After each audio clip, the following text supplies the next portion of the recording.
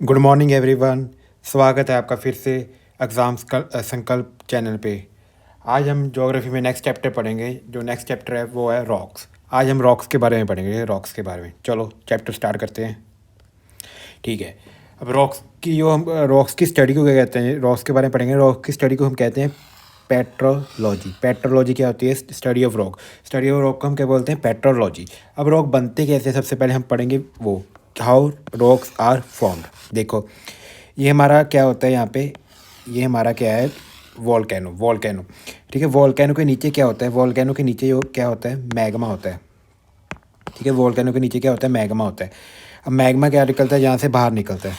जब यहाँ से ये बाहर निकलता है तो यहाँ यहाँ पे आके क्या हो जाता है? ये ठंडा होता है। ठंडा होकर क्या होता है? यहाँ पे सॉलिडिफाई हो जाता है, ठीक है। ठंडा होकर क्या हो जाता है? यहाँ पे ठोस बन जाता है, जिसके कारण यही क्या बन जाता है? यही क्या बन जाता है? रॉक बन जाता है, ठीक है। यही क्या बन जाता है? रॉक। अब जो लावा होता है ना, जो वॉल्केनो होता है, उसमें ना तीन चार चीज़ें पढ़नी चाहिए हमको। एक तो क्रेटर। क्रेटर क्या होता है? जो ऊपर ओपनिंग होती है ना वॉल्केनो, उसको हम क्या कहते हैं? क्रेटर। वेंट क्या होता है? वेंट होती है पाइप, जिसमें से लावा बाहर निकलता है, उसको हम बोलते हैं वेंट, ठीक है। और ये क्रस्ट, ये तो पता ही होगा, ठीक है। ये दो चीज़ें पता नहीं। क्रेटर क्या होता है? यहाँ से वॉल्केनो बाहर निकलता है। वेंट क्या होता है? ये पाइप यहाँ से वॉल्केनो बाहर निकलता है, ठीक है। अब पढ़ते हैं डिफरेंट टाइप्स के रॉक्स। सबसे पहले हम पढ़ेंगे इग्नियस रॉक। इग्नियस रॉक, जो ये वाला रॉक होएगा ना, जब मैग्मा बाहर आया, लावा बाहर आया और जहाँ के सूख के क्या सॉलिडिफाई हो गया, इस रॉक को हम क्या बोलते हैं? इग्नियस रॉक बोलते हैं, ठीक है। अब इग्नियस रॉक भी आगे दो तरह का होता है, एक तो इंट्रूसिव, एक एक्सट्रूसिव। इंट्रूसिव रॉक कौन सा होता है? इग्नियस रॉक जो अंदर ही सॉलिडिफाई हो जाता है, ठीक है। अंदर ही जो सॉलिडिफाई हो गया ना, उसको हम बोलेंगे इंट्रूसिव सॉलिडिफाई रॉक। और एक्सट्रूसिव, जो बाहर आके हमको रॉक दिखता है, वो होता है एक्सट्रूसिव रॉक, ठीक है। ये दो तरह के होते हैं इग्नियस रॉक। चलो अब आगे चलते हैं। Different examples of igneous rock, ठीक है। Different examples of igneous rock, ठीक है। देखो, एक तो हमको इसमें याद कौन कौन से करने हैं। एक तो हमको याद करना है बसाल्ट, एक हमको याद करना है प्यूमिस, ठीक है। बसाल्ट, प्यूमिस, और हमको एक याद करना है ग्रेनाइट और एक गबरू। बस ये चार रॉक्स हमारे लिए इंपॉर्टेंट है एग्जाम्पल के लिए। Igneous rock, basalt, pumice, granite और गबरू, ठीक है। अब ये देखो, जो ये हमारे होते हैं बसाल्ट और प्यूमिस, ये दोनों होते हैं एक्सक्लूसिव रॉक। एक्सक्लूसिव रॉक मतलब ये बाहर आके बनते हैं। और ये ग्रेनाइट और गबरू ये रॉक हैं, ये कौन से रॉक्स हैं? ये है हमारे इंट्रूसिव रॉक। ये इंट्रूसिव रॉक है, मतलब ये ज़मीन के अंदर ही बन जाते हैं, लावा के अंदर ही, ठीक है। चलो अब आगे चलते हैं। वो आगे अगला टॉपिक है हमारा प्लूटोनिक बॉडीज़। प्लूटोनिक बॉडीज़, ठीक है। जैसे ये हमारा लावा है, ये हमारा लावा है ना नीचे, ये हमारा लावा है। लावा कहाँ से निकलता है? स्टेनोस्फेयर में से, ठीक है।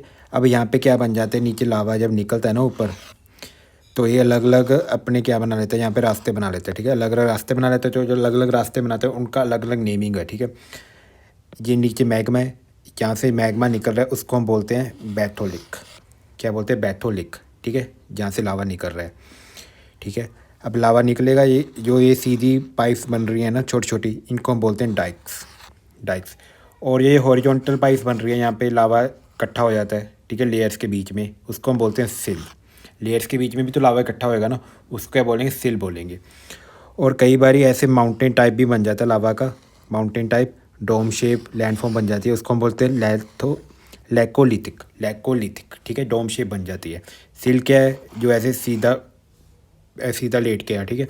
और लैकोलिथिक क्या है? लावा के जो ऐसे पहाड़ सा बन जाता है, डोम शेप, ठीक है। और डाइक क्या है? जो ये छोटी छोटी पाइप्स होती हैं, ठीक है। ये हमारी हैं कुछ प्लूटोनिक बॉडीज़, जो लावा की वजह से अलग अलग बॉडीज़ बनती हैं, ठीक है। ये जो बस हमको यही याद करना है इसमें, और तो कुछ इंपॉर्टेंट नहीं है, बाकी सारा रहने दो, बस यही याद करना है, ठीक है। चलो अब चलते हैं आगे। एक चीज़ और, रॉक पे ना एक्सोजेनिक एजेंट्स एक्ट करते हैं, जैसे विंड और वाटर। एक्सोजेनिक एजेंट कौन से होते हैं? जो बाहर से एजेंट होते हैं, ठीक है। ये हम आगे वाले चैप्टर में पढ़ेंगे। एक्सोजेनिक जो बाहर से एजेंट वर्क करते हैं, जैसे ये रॉक पड़ा है ना, रॉक, इसके ऊपर क्या वाटर जब आता है तो क्या होता है? इसकी शेप चेंज हो जाती है, ठीक है। इसी को बोलते हैं वेदरिंग, ठीक है। जब इस पर वाटर आता है, जब विंड आती है, इसके कारण इसकी क्या शेप चेंज हो जाती है, इसी क्या बोलते हैं हम? वेदरिंग। ये इतना इंपॉर्टेंट नहीं है, बस हमको ये प्लूटोनिक बॉडीज़ पता होनी चाहिए। डाइक क्या होता है, सील क्या होता है, और लैकोलिथ क्या होता है, और बैकोलिथ क्या होता है, ठीक है। ये चार पांच चीज़ें हमको पता होनी चाहिए इसमें। चलो अब चलते हैं हम आगे, और ये एग्जांपल्स बसाल्ट, प्यूमिक्स, ग्रेनाइट और गब्रू। अब चलते हैं next type of rock. Next type की रॉक कौन सी है? Sedimentary rock. सेडिमेंट्री रॉक कैसे बनती है? जब ये छोटे छोटे सेडिमेंट्स होते हैं ना, छोटे छोटे सेडिमेंट्स जब हवा से आके इकट्ठे हो जाते हैं ना, इकट्ठे होकर क्या बना देते हैं, एक रॉक बन जाती है, उसी को हम कहते हैं सेडिमेंट्री रॉक। ठीक है, सेडिमेंट्री रॉक बोलते हैं उसी को हम। ठीक है, in sedimentary rock compact take place, इसी को हम लिथिफिकेशन बोलते हैं। जैसे ये सारे इकट्ठे हो गए ना, इकट्ठे हो गए, क्या इकट्ठे हो गए एक रॉक बन गए, इसी जो प्रोसेस है ना, ये इकट्ठे होने वाला, इसी को हम बोलते हैं लिथिफिकेशन। ठीक है, ये बेसिकली फॉसिल से बनते हैं। सेडिमेंट्री रॉक्स बेसिकली फॉसिल से बनते हैं। ठीक है, अब सेडिमेंट्री रॉक भी हमको सारे याद नहीं करने, इसमें कुछ इंपॉर्टेंट है वो याद कर लो। जैसे सेडिमेंट्री रॉक, एक चौक याद करना है। चौक क्या होता है? कोल भी सेडिमेंट्री रॉक है। Gypsum, rock salt, iron stone, limestone, chert, ये याद करना। एक सेल याद करना, एक सैंडस्टोन। ठीक है, और एक साइल स्टोन। ये सारी टाइप्स आपको, ये सारी एग्जांपल आपको याद करनी है। ठीक है, किसमें? सेडिमेंट्री रॉक्स में। ठीक है, अब देखो सेडिमेंट्री रॉक भी अलग अलग टाइप्स होते हैं। सेडिमेंट्री रॉक एक तो मैकेनिकली फॉर्म होते हैं, मैकेनिकली फॉर्म होते हैं, एक ऑर्गेनिकली फॉर्म होते हैं, एक केमिकली फॉर्म होते हैं। मैकेनिकली मतलब ऐसे हवा ले या कोई भी मैकेनिकल एजेंट ले आया, इसको इकट्ठा करके क्या बन गया? एक रॉक बन गया। ऑर्गेनिकली मतलब कोई ऑर्गेनिक मेटल, जैसे नीचे ऑर्गेनिक मेटल, वो इकट्ठा इकट्ठा करके क्या बना दिया? रॉक बना दिया। और केमिकली वैसे केमिकल की वजह से वो इकट्ठा हो गया, जो छोटे छोटे सेडिमेंट्स हैं, और रॉक बन गया, वो होता है केमिकल ही फॉर्म्ड सेडिमेंट्री रॉक। ठीक है, अब केमिकली फॉर्म्ड सेडिमेंट्री रॉक के एग्जांपल कौन से? Limestone and halite. Organically formed के एग्जांपल कौन से? चौक, लाइमस्टोन और कोल। मैकेनिकली फॉर्म के कौन से? Sandstone, limestone and shale. ठीक है, ये सारी एग्जांपल आपको याद करनी है। चलो अब चलते हैं हम आगे। अब नेक्स्ट टाइप ऑफ रॉक है, उसका नाम है metamorphic rock. Metamorphic rock, metamorphic rock कैसे बनती है? मेटामॉर्फिक रॉक बनती है जब हम प्रेशर, वॉल्यूम और टेम्परेचर का चेंज करते हैं ना। प्रेशर, वॉल्यूम और टेम्परेचर का चेंज करते हैं, किसमें? इग्नियस और सेडिमेंट्री रॉक जब इकट्ठे मिलते हैं। और ये इग्नियस रॉक है, ये सेडिमेंट्री रॉक है। ठीक है, इग्नियस रॉक और सेडिमेंट्री रॉक पे जब प्रेशर लगाएंगे ना, तो क्या बन जाएगा? मेटामॉर्फिक रॉक बन जाएगा। प्रेशर लगाएंगे या क्या कर सकते हैं हम? इसका वॉल्यूम, इसका टेम्परेचर बढ़ा सकते हैं। टेम्परेचर बढ़ा क्या? पिघल जाएगा ना ये। जब ये पिघल जाएगा, मेल्ट होकर क्या बन जाएगा? ये आपस में मिल जाएंगे, और क्या बन जाएगा? ये मेटामॉर्फिक रॉक बन जाएगा। ठीक है, प्रेशर से भी बन सकता है, वॉल्यूम चेंज से भी, और टेम्परेचर से भी। जब ये हम चेंज करते हैं दो रॉक्स का, तो क्या बनता है? मेटामॉर्फिक रॉक बनता है हमारे पास। अब मेटामॉर्फिक रॉक भी आगे दो तरह के होते हैं, एक तो थर्मल मेटामॉर्फिक रॉक, एक डायनामिक मेटामॉर्फिक रॉक। ठीक है, अब थर्मल मेटामॉर्फिक रॉक कौन सा रॉक होता है? जो हम चेंज इन टेम्परेचर, ठीक है, जैसे दो पिघल गए, पिघल के क्या बन गया? नया रॉक, वो कौन सा हो गया? Thermal metamorphic rock. और डायनेमिक मेटामॉर्फिक रॉक कौन सा होता है? विदाउट एनी केमिकल चेंज, कोई केमिकल चेंज नहीं किया, हमने प्रेशर लगाया, दोनों टूटे, और क्या बन गया? एक नया रॉक बन गया प्रेशर की वजह से। ठीक है, ये होते हैं दो टाइप्स के मेटामॉर्फिक रॉक, एक थर्मल मेटामॉर्फिक, एक डायनेमिक मेटामॉर्फिक रॉक्स। ठीक है, यहाँ तक आपको समझ आ गया होगा। अब चलते हैं हम आगे। अब नेक्स्ट क्या है? एग्जांपल्स। ठीक है, एग्जांपल्स याद करनी है हमको मेटामॉर्फिक रॉक की। उससे पहले हमको दो चीज़ें याद करनी, दो चीज़ें पढ़नी है। एक तो बेंडिंग क्या होती है, एक लाइनेशन क्या होती है, लाइनेशन। ठीक है, जो ये मेटामॉर्फिक रॉक है, इसमें ना ऐसे लाइन टाइप बन जाते हैं। क्यों बनते हैं? प्रेशर की वजह से। इसी को हम बोलते हैं लाइनेशन। और ये बेंडिंग हो जाती है, जैसे दो दो रॉक्स मिल गए ना, एक सेडिमेंट्री और इग्नियस, दोनों की प्रॉपर्टीज अलग अलग होंगी, दोनों के कलर अलग अलग होंगे, तो हमको ये अलग अलग कलर्स यहाँ पे दिखते हैं, ये ब्लैक एंड वाइट। ठीक है, इसी को हम बोलते हैं बेंडिंग। ठीक है, इसको बोलते हैं बेंडिंग। मेटामॉर्फिक रॉक्स में ये हमको दिखती है। मेटामॉर्फिक रॉक्स में हम क्या क्या दिखता है? बेंडिंग और लाइनेशन।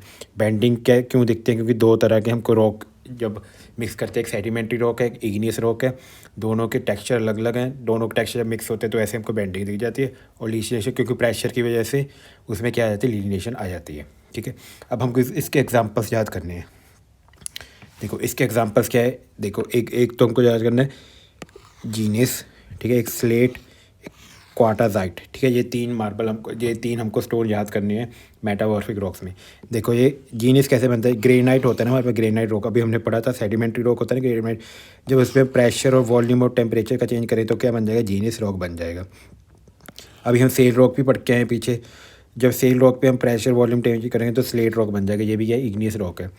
और सैंडस्टोन अभी हमने पढ़ा सेडिमेंट्री रॉक होता है, जब इस पर प्रेशर वॉल्यूम चेंज करेंगे तो कौन सा रॉक बन जाएगा, क्वार्ट्ज़ाइट रॉक बन जाएगा। ठीक है, ये होते हैं हमारे कुछ एग्जांपल्स मेटामॉर्फिक रॉक के। ठीक है, एक हम ये लाइमस्टोन भी पढ़ा था ना हमने सेडिमेंट्री रॉक पे। जब लाइमस्टोन पे हम प्रेशर चेंज करेंगे तो क्या बन जाएगा, मार्बल बन जाएगा। ठीक है, मार्बल जो हमारे घरों में यूज़ होता है वो लाइमस्टोन से बना होता है। लाइमस्टोन पे प्रेशर वॉल्यूम टेम्परेचर जब चेंज होता है ना, उससे क्या बन जाता है, मार्बल बन जाता है। ठीक है, हमको बस यही वाली एग्जांपल याद करनी है। एक तो मार्बल याद करना है, एक येनिस याद करना है, एक क्वार्ट्ज़ाइट याद करना है, इसमें एक सेल। ठीक है, ये 4 एग्जांपल आपको याद करनी है। ठीक है, अब चलते हैं हम आगे। नेक्स्ट जो है हमारा वो है रॉक साइकिल। अब ये रॉक साइकिल क्या है, रॉक साइकिल क्या है, ये जो सारे रॉक्स हैं ना वे एक दूसरे के अंदर इंटरचेंज हो सकते हैं। ठीक है, अब ये इग्नियस रॉक है ना वो सेडिमेंट्री रॉक में इंटरचेंज हो सकते हैं। देखो कैसे होगा, इग्नियस रॉक जब है, इग्नियस रॉक पे जब बाहर से पानी गिरा, पानी आया, हवा आया, जिसके कारण इसके क्या होता है, छोटे छोटे पीसीस हो जाते हैं। छोटे छोटे पीसीस हो गए, अभी छोटे छोटे पीसीस फिर इकट्ठे हो जाते हैं। जब छोटे छोटे पीसीस इकट्ठे हो जाते हैं लिथिफिकेशन के कारण, उसके कारण क्या बनता है, हमारा सेडिमेंट्री रॉक बनता है। ठीक है, इग्नियस रॉक सेडिमेंट्री में कैसे चेंज हो रहा है, समझ गए ना आप। जैसे हवा आई, पानी आई, उसके कारण इसके छोटे छोटे पीसीस हो गए और फिर इकट्ठे होकर क्या बन जाएगा, सेडिमेंट्री रॉक बन जाएगा। अब हम देखते हैं सेडिमेंट्री से मेटामॉर्फिक रॉक कैसे बनता है। देखो सेडिमेंट्री रॉक है, इस पर हमने प्रेशर वॉल्यूम और टेम्परेचर चेंज किया, जिसके कारण क्या बन जाएगा, ये मेटामॉर्फिक रॉक बन जाएगा। ठीक है, अब मेटामॉर्फिक से इग्नियस रॉक कैसे बनेगा। देखो इग्नियस रॉक कैसे, इग्नियस रॉक कौन सा रॉक होता है, जैसे जब लावा से बाहर निकलता है ना, लावा बाहर निकलता है, लावा जब यहाँ पे आके सॉल्टिफाई होता है उसी को इग्नियस रॉक बोलते हैं ना। ठीक है, अब ये मेटामॉर्फिक रॉक जब जब ये ज़मीन के अंदर चला जाता है ना, ये मेटामॉर्फिक रॉक। ठीक है, ये ज़मीन के अंदर चला गया मेटामॉर्फिक रॉक। ठीक है, कैसे भी चला गया वो नहीं हमको भी देखना। और ये जब ज़मीन के अंदर चला जाता है तो क्या हो जाता है, इसकी मेल्टिंग हो जाती है। जब इसकी क्या हो जाती है, मेल्टिंग हो जाती है। जब इसकी मेल्टिंग हो जाती है, फिर मेल्टिंग होकर जब ये बाहर निकलेगा तो क्या बन जाएगा, इग्नियस रॉक बन जाएगा। ठीक है, ये हमने देख लिया रॉक साइकिल, मेटामॉर्फिक से इग्नियस कैसे चेंज हुआ। अब देखते हैं सेडिमेंट्री से इग्नियस कैसे बनेगा। सेडिमेंट्री से इग्नियस कैसे बनेगा, सेम ही, सेडिमेंट्री रॉक भी ज़मीन के अंदर जाएगा, मेल्ट होएगा और लावा बाहर निकलेगा तो सॉल्टिफाई होकर क्या बन जाएगा, सेडिमेंट्री से इग्नियस रॉक बन जाएगा। अब देखिए इग्नियस से मेटामॉर्फिक कैसे बनेगा। इग्नियस में जब हम प्रेशर वॉल्यूम टेम्परेचर चेंज करेंगे तो क्या बन जाएगा, मेटामॉर्फिक रॉक बन जाएगा। ठीक है, बस ये होता है रॉक साइकिल भी। कोई भी रॉक एक दूसरे में इंटरचेंज हो सकता है। ठीक है, कोई भी रॉक एक दूसरे में इंटरचेंज हो जाता है, इसी को हम बोलते हैं रॉक साइकिल। चलो अब आगे चलते हैं। ठीक है, हमारा रॉक वाला टॉपिक कंप्लीट हो गया। अब हम आगे चलते हैं। नेक्स्ट टॉपिक जो हमारा है वो है वोल्केनो।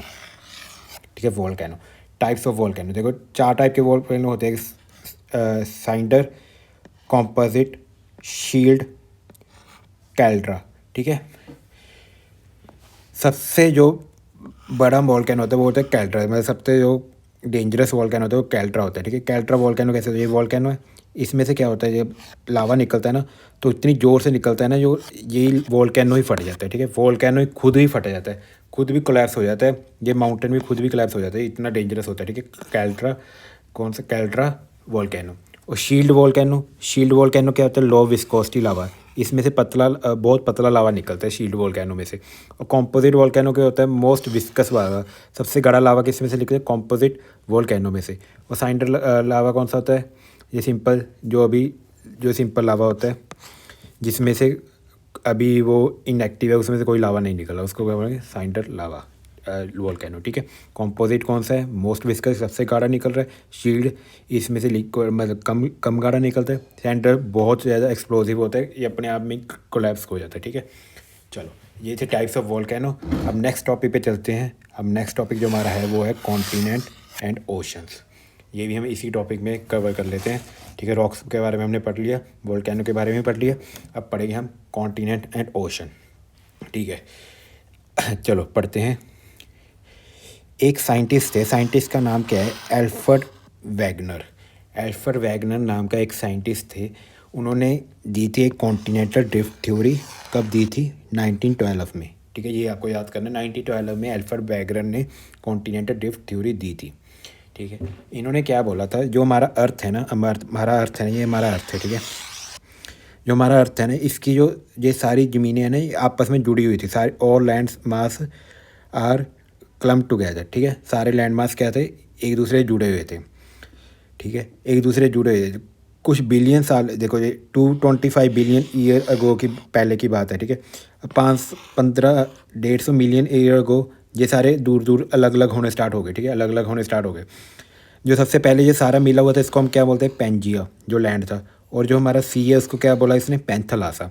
अब ये 150 साल बाद क्या अलग अलग होने स्टार्ट हुए, तो ये टूटे दो दो हिस्सों में। एक तो लॉरेशिया, ऊपर वाले को नॉर्थन पार्ट को क्या बोला, लॉरेशिया, और जो नीचे वाला पार्ट था उसको क्या बोला, गोंडवाना लैंड, ठीक है, गोंडवाना लैंड। ये दो हिस्सों में टूट गया, ठीक है, हमारा पूरा जो लैंड है। ये थ्योरी किसने दी थी, एल्फ्रेड वैगनर ने। भी पहले हमारा पूरा लैंड एक था, फिर ये अलग अलग हुए और ये क्या हो गए, टूट गए, ठीक है। ये एल्फ्रेड वैगनर ने थ्योरी दी थी। चलो अब आगे चलते हैं, ठीक है। अब उन्होंने दूसरों साइंटिस्ट ने पूछा भी ये आपने थ्योरी तो दे दी, आपके पास कोई प्रूफ है, उन्होंने प्रूफ बताया। उन्होंने एक पहला प्रूफ दिया जिगसॉ फिट। जिगसॉ फिट मतलब अगर हम जो ये हमारा पूरा वर्ल्ड है ना, जैसे वर्ल्ड है ये हमारा क्या है, अफ्रीका लगा लो, अफ्रीका, ठीक है। यहाँ पे क्या है, अमेरिका, अमेरिका। जब हम इन दोनों को पास लाएंगे ना तो ये एक दूसरे में फिट हो जाएंगे, जैसे पज़ल नहीं फिट हो जाती होती, जैसे ये ऐसे करके पज़ल फिट हो जाती है, ऐसे करके ये फिट हो जाएंगे। इससे क्या पता लगता है भी ये एक ही थे पूरे, पहले पहले पूरे एक ही थे, फिर ये अलग अलग हो गए, दूर दूर हो गए, ठीक है। ये था पज़ल।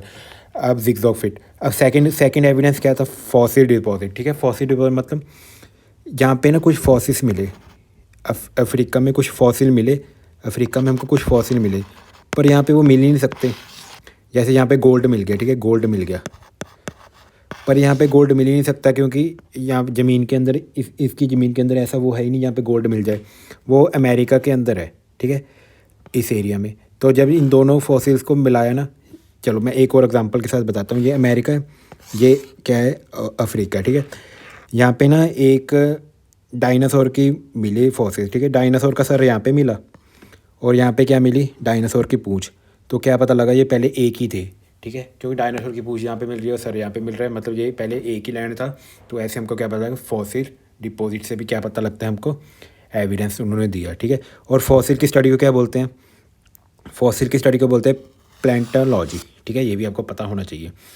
स्टडी ऑफ रॉक का तो मैंने बता दिया, प्लेंटोलॉजी, ठीक है। अब ये था हमारा फॉसिल डिपॉजिट, दूसरा एविडेंस दिया। तीसरा एविडेंस इन्हें प्लेसर डिपॉजिट। प्लेसर डिपॉजिट वही गोल्ड वाली एग्जांपल, ठीक है।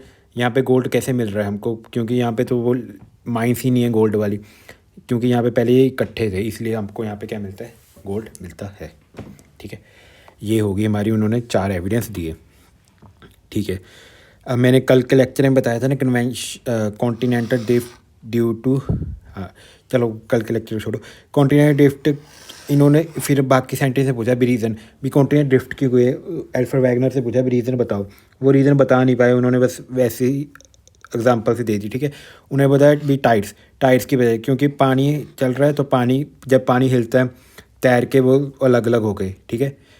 ये उन्होंने बताया। दूसरा बताया polar fling force. Polar fling force मतलब ये अर्थ है, अर्थ हमारा घूमता है ना, अर्थ अपनी एक्सिस पे घूमता है, उसके कारण अलग अलग हो गए क्योंकि बहुत स्पीड से घूमे, ठीक है। पर ये दोनों क्या हुई, ये दोनों रिजेक्ट कर दी बाकी साइंटिस्ट ने, ये गलत है, ऐसे थोड़ी होता है, टाइड्स की वजह से ओशन मूव करके, ठीक है, ठीक है। इसीलिए ये हम दोनों जो थी थ्योरी रिजेक्ट कर दी बाकी साइंटिस्ट ने, ठीक है। ये थी हमारी पूरी एल्फ्रेड वैगनर ने जो थ्योरी दी थी, कॉन्टिनेंटल ड्रिफ्ट थ्योरी, और ये उन्होंने एविडेंस दिए थे। एविडेंस तो ठीक दिए, पर जो उन्होंने रीज़न दिया वो गलत था, ठीक है। अब रीज़न इसका सही कौन बताता है, वो बताता है वो अगले साइंटिस्ट हैं जिनका, हाँ एल्फ्रेड वैगनर। अगले साइंटिस्ट का नाम नहीं लिखा हुआ यहाँ पे, कल हमने किया था ना, आर्थर होम। आर्थर होम थे जिन्होंने साइंटिस्ट, आर्थर होम थे जिन्होंने दी थी कॉन्टिनेंटल कन्वेंशन थ्योरी, इन्होंने बताया था, ठीक है। एक मिनट देख लेते हैं, है, हाँ है यहाँ पे, हेयरलेस। आर्थर होम वाला नहीं है यहाँ पे, आर्थर होम वाला नहीं, मैं आपको बता देता हूँ। आर्थर होम ने जो थ्योरी दी थी, ठीक है, इसमें नहीं है, ठीक है। अब ये किसने बताया था फिर, ये कॉन्टिनेंट मूव की हुई है, ये बताया था आर्थर होम नाम के एक साइंटिस्ट है, उन्होंने बताया था ये कॉन्टिनेंट मूव क्यों किए। उन्होंने क्या बताया, जो हमारी जो अर्थ है ना, जो हमारी लिथोस्फेयर है ना, ये डिफरेंट प्लेट से बना हुआ है, ये प्लेट्स क्या है, मूव करती हैं। अब प्लेट्स मूव क्यों करती हैं, ये उन्होंने बताया, ठीक है। क्योंकि ना जो हमारा ये स्थैनोस्फेयर है ना, स्थैनोस्फेयर एक हाँ इधर है। देखो ये हमारा स्थैनोस्फेयर है ना, स्थैनोस्फेयर। स्थैनोस्फेयर किस में होता है, मोल्टन स्टेट में होता है ना। जब ये गर्म होता है ना तो इसमें क्या निकलती है ऊपर, जब गर्म होएगा तो ऊपर हवा निकलेगी, ऊपर हवा निकलेगी ना। और यहाँ पे क्या है, लिथोस्फीयर। ये क्या है, लिथोस्फीयर। ठीक है, इसको जाने के लिए कोई जगह नहीं है, तो ये क्या करेगा, इधर मूव कर जाएगा नीचे को।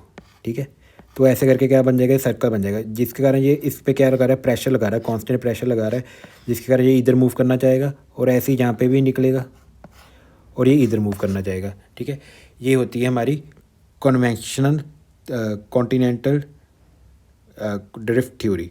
कॉन्टिनेंटल ड्रिफ्ट थ्योरी तो ये आर्थर मैग्नर ने बताई थी, ये तो गलत निकली।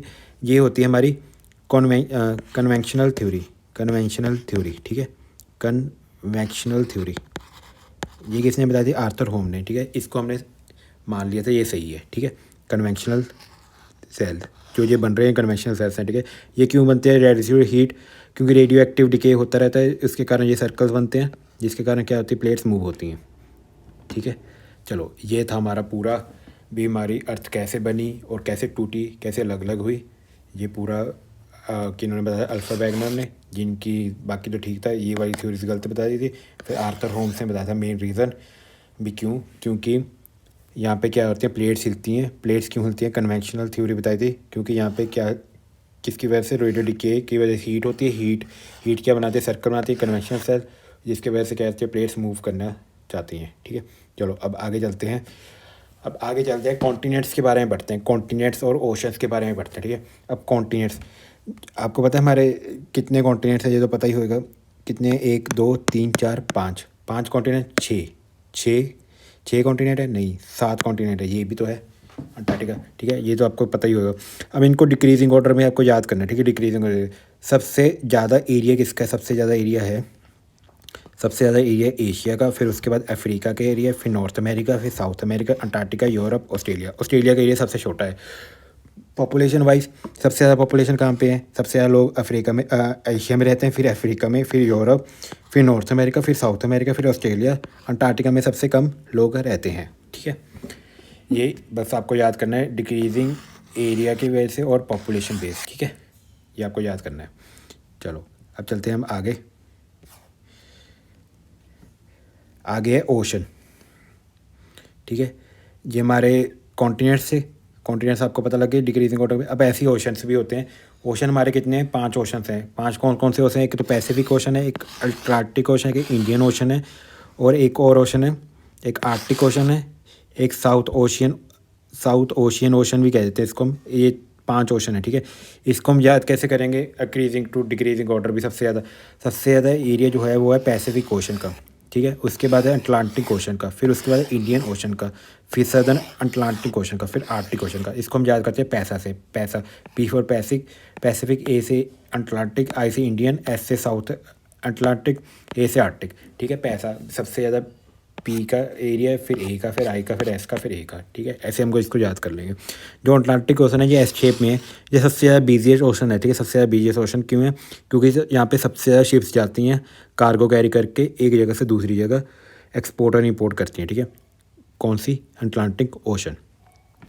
और यहाँ पे एक सार्गो सी भी है, सार्गो सी, यहाँ पे हमको सार्गासम, ये हमको फैक्ट याद करना है। यहाँ पे एक सार्गोसो सी है, जहाँ पे हमको सार्गासम मिलता है। सार्गासम एक तरह का क्या होता है, ग्रास होता है। ठीक है, ब्राउन एल्गी, जिसको हम ब्राउन एल्गी के नाम से भी जानते हैं।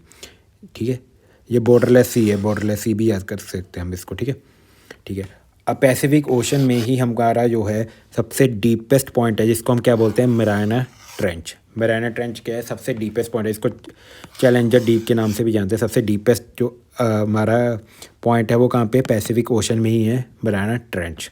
ठीक है, ये इतना डीप है कि इसमें जो है, ये जो हमारा माउंट एवरेस्ट है ना, उससे भी ज़्यादा ये डीप है। ठीक है, माउंट एवरेस्ट को हम उल्टा करके अगर समुद्र में रख देना, उससे भी ज़्यादा ये डीप है। कौन सा पॉइंट, मैरियाना ट्रेंच। और मैरियाना ट्रेंच को ही हम चैलेंजर डीप के नाम से भी जानते हैं।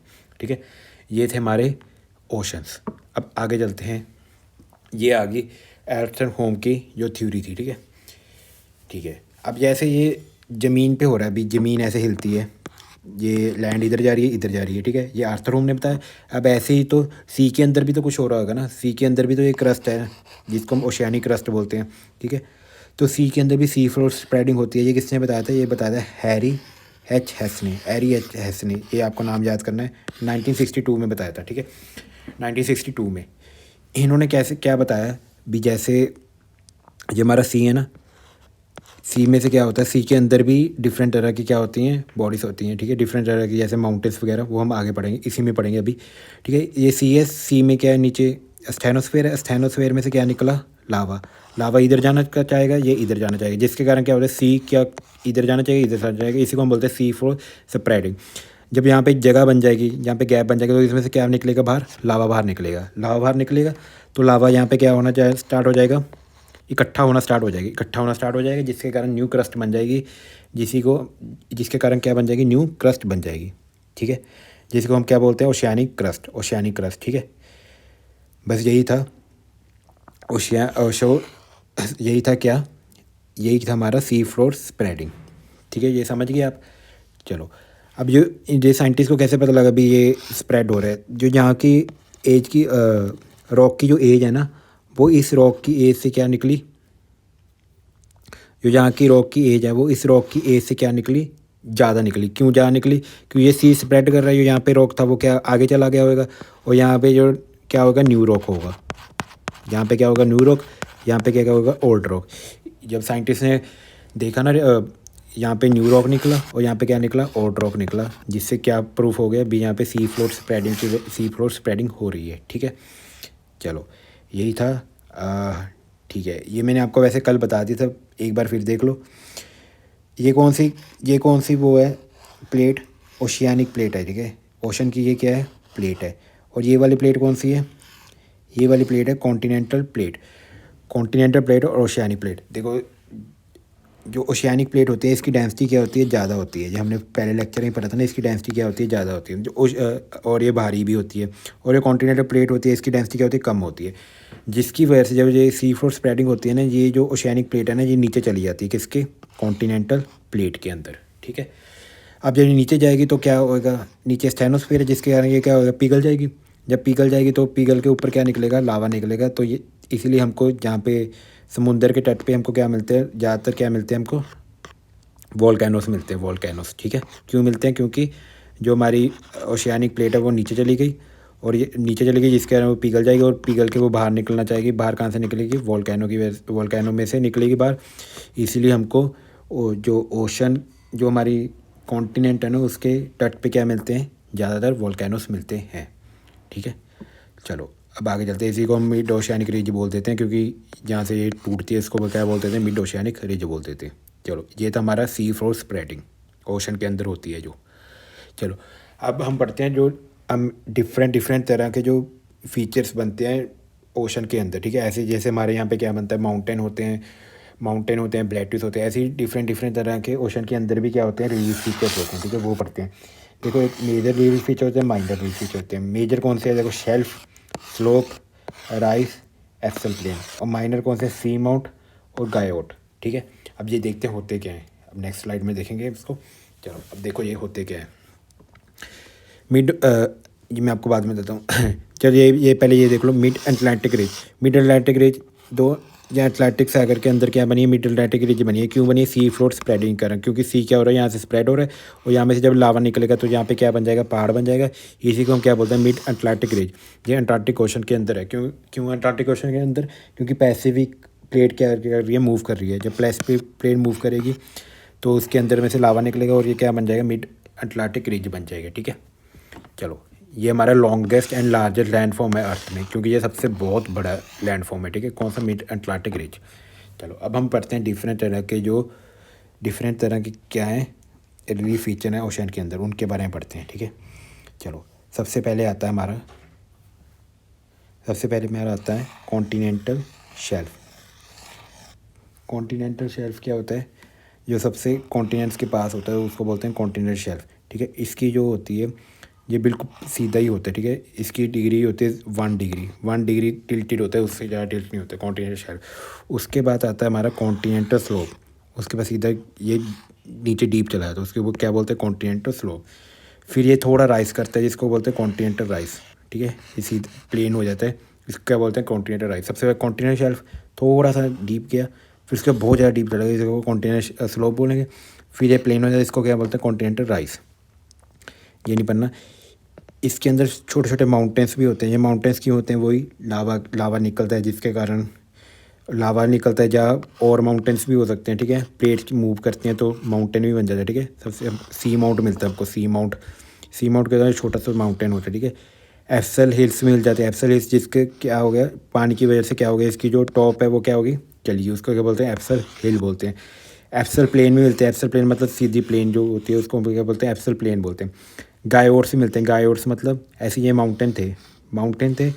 जब माउंटेन्स में क्या हुई, माउंटेन्स में जब पानी आ गया तो उसके कारण क्या हो गया, माउंटेन टूट गया और ये प्लेन बन गई, जिसको क्या बोलते हैं गायोट बोलते हैं, फ्लैट टॉप सी माउंट, ठीक है। ये होते हैं डिफरेंट फीचर्स। एक तो कॉन्टिनेंटल शेल्फ जिसकी 1 डिग्री तक हमारी स्लोप होती है, उसके बाद कॉन्टिनेंटल स्लोप, उसके कॉन्टिनेंटल राइस, सी माउंट, एप्सल हिल, एप्सल प्लेन और गायोट्स। ये हमारे डिफरेंट तरह के क्या हैं, रिलीफ फीचर्स ऑफ ओशन, ठीक है। ये था हमारा ओशंस के बारे में सारा। बस अब इसमें कोरल रीफ्स रह गए हैं, वो हम पढ़ लेते हैं कोरल्स क्या होते हैं, ठीक है। कोरल्स हम इन्वायरमेंट में भी पढ़ेंगे, एक बार इसमें भी देख लेते हैं, ठीक है। देखो कोरल्स क्या होते हैं। Corals they are sea organism, sea के अंदर मिलते हैं। जिम हम इनको sea organism known as rain forest of sea, rain forest of sea के नाम से भी जानते हैं। बहुत ये पानी समुंदर के अंदर मिलते हैं हमको, बहुत ज़्यादा इनके अंदर क्या होती है, चमक होती है, ठीक है। बहुत ज़्यादा ये वो होते हैं, ब्राइट कलर के होते हैं, ठीक है। इनको हम रेन फॉरेस्ट ऑफ सी भी बोलते हैं। क्यों, क्योंकि ये सी के अंदर जितने भी एनिमल्स हैं उनको प्लांट्स बनाने में हेल्प करते हैं, ठीक है। Corals rain forest of sea बोलते हैं, ठीक है। Exist in symbiotic relation with zooxanthellae algae, zooxanthellae algae के साथ ये रिलेशन बना के रखते हैं, ठीक है। क्योंकि जूलैंथले एल्गी क्या करता है, इनको क्या देता है, जूलैंथले एल्गी फूड बनाता है किनके लिए, कोरल्स के लिए। और कोरल्स क्या बनाता है, सीक्रेट कैल्शियम कार्बोनेट, ठीक है। कैल्शियम कार्बोनेट ये किसको देते हैं, जूलैंथले एल्गी को, ठीक है। इसीलिए क्या बना के रखते हैं, सिम्बायोटिक रिलेशनशिप, ठीक है। जूलैंथले इनको क्या फूड देते हैं और ये इनको क्या देते हैं, calcium carbonate. Calcium carbonate calcium carbonate क्यों देते हैं, कैल्शियम कार्बोनेट से क्या बनाते हैं, प्रोटेक्शन लेयर बनाते हैं अपने आले वाले, कौन, जूलैंथले एल्गी, ठीक है। ये था हमारा कोरल रीफ के बारे में थोड़ा सा। इसका हम डीप भी पढ़ेंगे, इसका डीप हम पढ़ेंगे एनवायरनमेंट में, ठीक है। अब कोरल रीफ में भी थोड़े माइनर फीचर होते हैं। एक एटोल होता है, सी माउंट होता है और गायोट होता है, ठीक है। एटोल, सी माउंट, गायोट ये हमारे कोरल रीफ के नहीं है, ये हमारे उसके ही हैं जो हमने अभी पढ़ा है पीछे, ओशनिक रीफ की, ठीक है। बस कोरल्स के बारे में हमको थोड़ा ये भी इसमें पढ़ना है, जो ज़्यादा डीप में है वो हम पढ़ेंगे इसका एनवायरनमेंट में, ठीक है। ये थे हमारे कोरल रीफ्स। चलो कोरल रीफ, अब कोरल रीफ्स के बारे में थोड़े से और फैक्ट्स पढ़ लो। Coral reef exist in colonies, ये कॉलोनीज में रहते हैं, ठीक है। अब कोरल रीफ्स को रहने के लिए इनकी कुछ फेवरेबल कंडीशन होती है। सबसे पहली कंडीशन क्या है, इनको नमकीन पानी, ये नमकीन पानी में ही रहते हैं। दूसरी कंडीशन क्या है, इनको सनलाइट चाहिए। तीसरी क्या है, क्लियर वाटर चाहिए, पानी भी क्लियर होना चाहिए, ठीक है। फ्रेश वाटर में सर्वाइव नहीं कर सकते, सॉल्टी वाटर में। और टेम्परेचर मॉडरेट चाहिए, 30 से लेकर 35 डिग्री तक, ठीक है। अब देखो हम कोरल रीफ को बचाना चाहते हैं, क्यों, कैसे कोरल रीफ को हम बचाना चाहते हैं तो क्या करना चाहिए हमको, समुद्र में कचरा नहीं गिरना चाहिए। क्योंकि कचरा गिरते हैं तो क्या होती है, जहाँ पे कचरा इकट्ठा हो जाता है जिसके कारण सनलाइट नीचे नहीं जा पाती, कोरल रीफ कहते हैं मरना स्टार्ट हो जाते हैं। जब कोरल रीफ मर जाएंगे तो जो हमारे सी के ऑर्गेनिज्म हैं उनकी सारी की फूड चेन ख़राब हो जाएगी, तो सी के ऑर्गेनिज्म भी क्या हो जाएंगे, बनना स्टार्ट हो जाएंगे। इसलिए हमको पानी के अंदर कचरा वगैरह नहीं गिरना चाहिए। इसलिए हमको कोरल रीफ प्रोटेक्शन एक्ट भी आया था, उसके अकॉर्डिंग हमको ये सब किया था हमने भी, हमको कचरा नहीं गिरना, ये नहीं गिरना और कोरल रीफ को बचाना है, ठीक है। चलो अब आगे देखो बैरियर रीफ। एक बैरियर रीफ क्या है, ये ऑस्ट्रेलिया है, ऑस्ट्रेलिया के आले दुआले क्या है, आसपास क्या बना हुआ है, कोरल रीफ बना हुआ है। कोरल रीफ जो लार्जेस्ट कोरल रीफ है, इसके आले दुआले क्या बना हुआ है, कोरल रीफ का एक बैरियर बना हुआ है, जो हमारा लार्जेस्ट कोरल रीफ का बैरियर है। बस आपको यही याद करना है, बैरियर रीफ क्या है, कहाँ पे है, ये ऑस्ट्रेलिया में है। चलो अब आखिरी जो है पॉइंट, कोरल ब्लीचिंग, जो भी मैंने आपको बताया। When water is too much warm, water गर्म क्यों हो रहा है, क्योंकि हमारे ग्लोबल वार्मिंग के कारण वाटर गर्म हो रहा है, ठीक है। तो coral will expel the algae. Coral क्या करते हैं, जो जूज़ैंथल है उनको उनको कहते हैं तुम जाओ, हमको अकेले को रहना है। और इसके कारण क्या होता है, कोजिंग टर्न कम्प्लीटली वाइट। और कोरल के इसमें कन्वर्ट हो जाते हैं कम्प्लीटली वाइट में। वैसे कलरफुल होते हैं, बहुत अलग अलग कलर के होते हैं, ठीक है। और कोरल के इसमें कम्प्लीटली कन्वर्ट हो जाते हैं वाइट कलर में कन्वर्ट हो जाते हैं, क्योंकि ये जब गर्म हवा आती है ना, तो when water is too much warm, तो ये इनको भगा देते हैं, क्योंकि इनको रहना है अकेले को। तो फिर क्या होता है, कोरल टर्न कम्प्लीटली वाइट। तो कोरल किस में कम्प्लीटली टर्न हो जाते हैं, वाइट कलर में कम्प्लीट हो जाते हैं। ये क्यों होता है, ड्यू टू क्लाइमेट चेंज की वजह से, ठीक है। यही था पूरा कोरल रीफ के बारे में। कोरल रीफ के बारे में हमने पूरा पढ़ लिया है। कोरल ब्लीचिंग आपको समझ आ गया होगा क्या होता है। जब पानी बहुत ज़्यादा गर्म हो जाता है, उसके कारण कोरल के इनको भेज देते हैं जूज़ैंथल को भी, तुम जाओ, उनको अकेले को रहना है, ठीक है। और कोरल किस में चेंज हो जाते हैं, completely into white colour due to climate change, ठीक है। बस यही था आज के लेक्चर में। आज के लेक्चर में हमने क्या क्या पढ़ा, आज के लेक्चर में हमने सबसे पहले पढ़ा रॉक्स के बारे में, रॉक्स क्या होते हैं, ठीक है। रॉक्स के बारे में पढ़ा। उसके बारे में हमने पढ़ा ड्रिफ्ट थ्योरी, जो वैगनर जी ने दी थी। उसके बाद हमने कॉन्टिनेंट्स के बारे में पढ़ा। फिर हमने पढ़ा ओशंस के बारे में। फिर हमने ओशन के जो रीफ फीचर उनके बारे में, और हमने थोड़ा कोरल्स के बारे में भी पढ़ लिया, ठीक है। यही था आज के वीडियो में। ओके, आज के लेक्चर में यही था। Okay, thank you. अगर आपको ये लेक्चर अच्छा लगा तो इस लेक्चर को लाइक करना ना भूलना, और अपने दोस्तों के साथ शेयर करना भी ना भूलना। Okay, thank you.